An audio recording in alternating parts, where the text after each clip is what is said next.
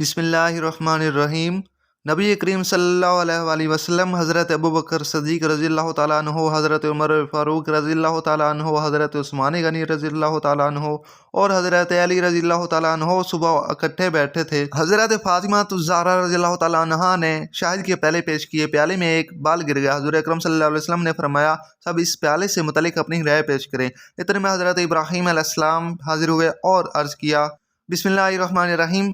عالمی دنیا میں ہر طرف شرک و کفر کی آوازیں ہر جگہ سے شروع ہو گئی تھیں اور پوری دنیا میں بت پرستی جیسی بدترین لعنت نے دنیا والوں کو اپنے اندھیروں میں چھپا لیا۔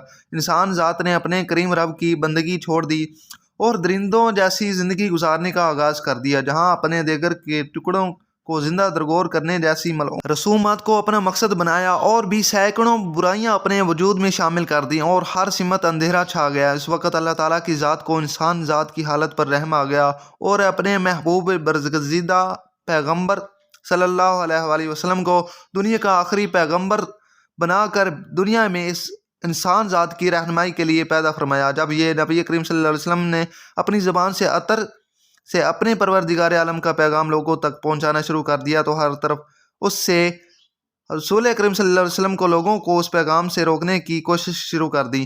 جس شخص نے آپ صلی اللہ علیہ وسلم کے پیغام کو قبول کیا، اس پر مصیبتوں کے پہاڑ گرانے شروع کر دیے اور طرح طرح کی اذیتیں دینا شروع کر دیں، لیکن یہ شمع رسالت کے پروانے، آسمان نبوت کے چمکتے ستارے، بستان نبوت کے مہکتے پھول، آفتاب رسالت کی پروردہ ہستیاں اپنے آقا صلی اللہ علیہ وسلم پر اپنی جان و مال اولاد قربان کرنے کے لیے تیار ہو گئے، لیکن اس رسول محترم صلی اللہ علیہ وسلم کے دامن کو چھوڑنے کا تصور بھی نہیں کیا۔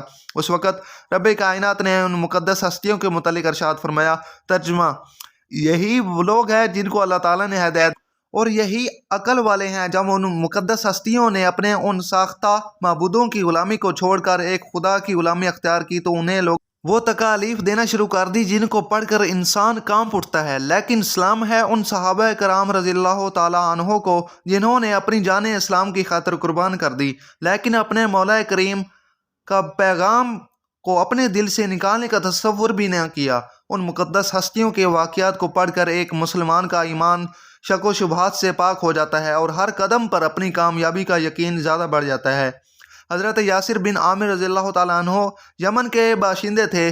یہ آپس میں 4 بھائی تھے۔ حضرت یاسر، مالک، حارث اور ایک چھوٹا تھا۔ یہ چوتھے نمبر والا بھائی جس سے سب زیادہ محبت کرتے تھے ایک مرتبہ کہیں گم ہو گیا جس کی کوئی خبر ان کو نہ ملی۔ یہ لوگ اپنے بھائی کی محبت کی شدت کی وجہ سے دل کے ہاتھوں مجبور ہو کر اپنے بھائی کو ڈھونڈنے کے لیے گھر سے نکلے اپنے علاقے کے، لیکن ان کا وہ بھائی ان کی نظروں نے نہ دیکھا۔ آخرکار حضرت یاسر رضی اللہ تعالیٰ عنہ اپنے دونوں بھائیوں مالک اور حارث کو ساتھ لے کر تلاش کرتے کرتے مکہ کی سرزمین پر پہنچ گیا، لیکن یہاں بھی انہیں اپنے بھائی کے متعلق کوئی خبر نہ مل سکی۔ لیکن اس پاک سرزمین میں آقا نامدار حضرت محمد مصطفیٰ صلی اللہ علیہ وآلہ وسلم نے توحید کا پرچم بلند کر رکھا تھا اور یہ دولت حقیقی حضرت یاسر کے مقدر میں لکھی جا چکی تھی۔ جیسے ہی یہ اعلان حسن مقدس شخصیت کے کان پہ پہنچا تو اپنے بھائیوں کو کہنے لگا، میں نے وہ دولت ابدی حاصل کر لی ہے، اب مجھے کسی دوسری چیز کی ضرورت نہیں ہے۔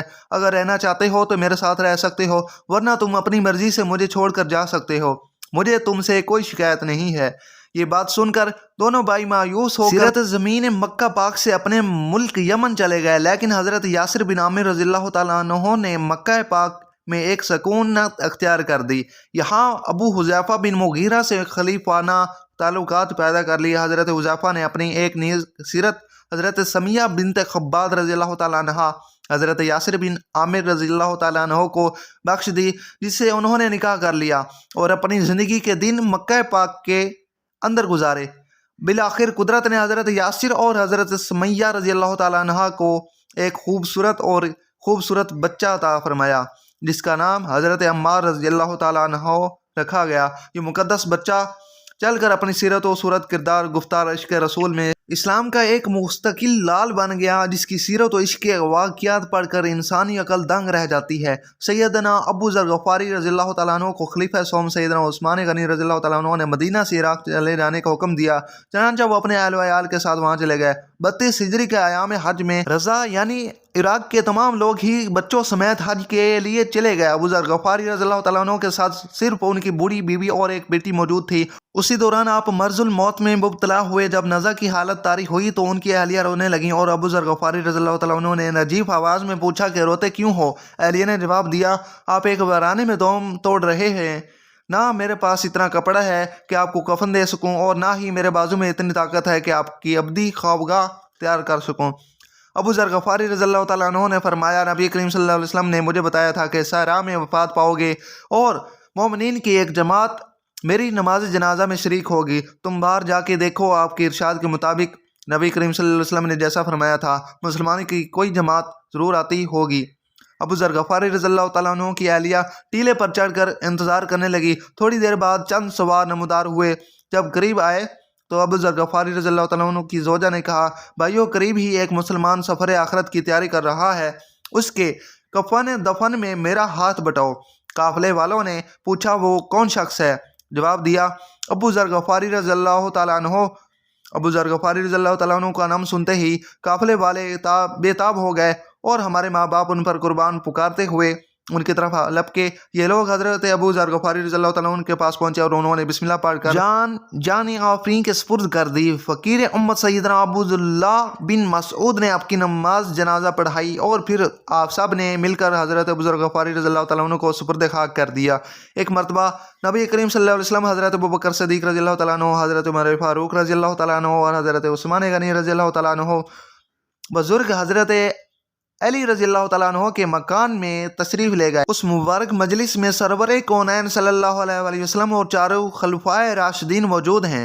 हज़रत अली रज़ियल्लाहु तआला अन्हु और उनकी ज़ौजा हज़रत फ़ातिमा ज़हरा रज़ियल्लाहु तआला अन्हु मेहमानों की खातिर तवाज़ो करने के लिए उनके पास जो सबसे बेहतरीन चीज़ थी वो पेश की। एक शाहिद का प्याला लाई। वो खूबसूरत और चमकदार प्याला था। इत्तफाक से शाहिद के प्याले में एक बाल गिर गया। हज़ूर अकरम सल्लल्लाहु अलैहि वसल्लम के दस्ताए मुबारक में जब वो प्याला आया तो आप सल्लल्लाहु अलैहि वसल्लम ने उन हजरात के सामने वो प्याला पेश फरमाया और इरशाद फरमाया, देखो इस प्याले की खूबसूरती, और इसमें शाहिद के पहले में एक बाल गिरा है और हर एक अपनी तबीयत पर जोर डालकर अपनी अपनी ज़ौक़ के मुताबिक प्याला और बाल के मुतालिक अपनी राय पेश करें।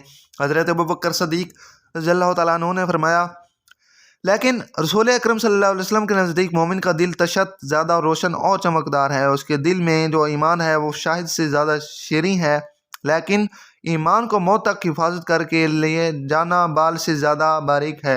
हज़रत उमर फ़ारूक रज़ियल्लाहु तआला अन्हु के सामने जब ये प्याला पेश किया तो हज़रत उमर फ़ारूक रज़ियल्लाहु तआला अन्हु ने फरमाया, या रसूलुल्लाह सल्लल्लाहु अलैहि वसल्लम, हुकूमत इस तश्त से ज़्यादा चमकदार और रोशन है, हुक्मरानी करना शायद से ज़्यादा शीरीं है, लेकिन हुकूमत में अदल व इंसाफ करना माल से ज़्यादा बारीक। हज़रत उस्मान गनी रज़ियल्लाहु तआला अन्हु ने फरमाया, रसूलुल्लाह सल्लल्लाहु अलैहि वसल्लम, मेरे नज़दीक इल्म व दीन तश्त से ज़्यादा रोशन और इल्म सीखना शायद से ज़्यादा शीरीं है, लेकिन इस पर अमल करना बाल से ज़्यादा बारीक है। हज़रत अली रज़ियल्लाहु तआला अन्हु ने फरमाया, रसूलुल्लाह सल्लल्लाहु अलैहि वसल्लम, मेरे नज़दीक मुअज़्ज़िज़ मेहमान तश्त से ज़्यादा रोशन है और उनकी मेहमान नवाजी शायद से ज़्यादा शीरीं है। नाज़रीन, अगर आपको हमारी ये वीडियो अच्छी लगी है तो हमारे चैनल को लाजमी सब्सक्राइब करें। मिलते हैं अगली वीडियो में, तब तक के लिए अल्लाह हाफिज़।